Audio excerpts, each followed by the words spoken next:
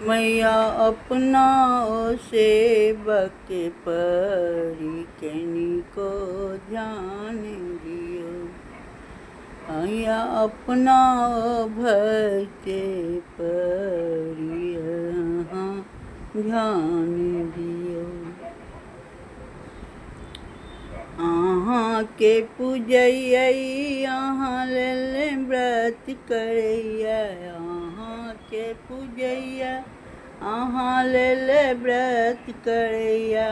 अहाँ ने देबै ध्यान तो कनिको ना करती। मैया अपना सेवक परी कनिको ध्यान दियो। अहाँ ले फूल तोड़ी लाबैया। अहाँ ले लाठी चूड़ी लबैया।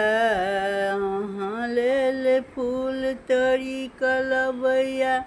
अहाँ ले लाठी सिंदूर लबैया।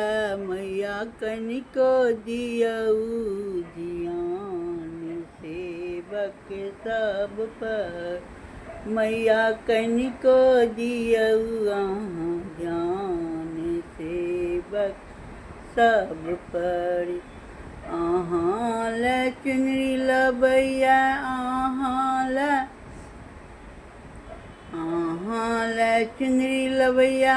अहाँ ले गजरा लबैया। मैया कनिको दियौ ध्यान अपना सेवक पर। मैया कनिको दियौ ध्यान अपना कुसुम पर।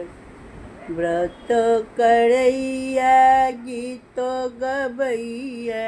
व्रत करैया गीत गबैया। अहाँ के करैया कते गुणगान। अपना भक्त पर ध्यान दियो।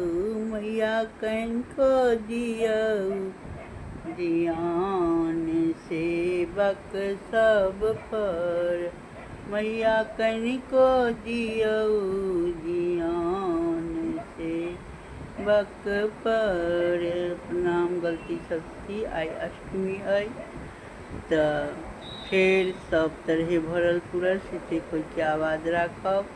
और फिर अगला साल अष्टमी भ गेल, काल्हि नवमी के भ जात अथी 9 दिन के व्रत रहे छथिन।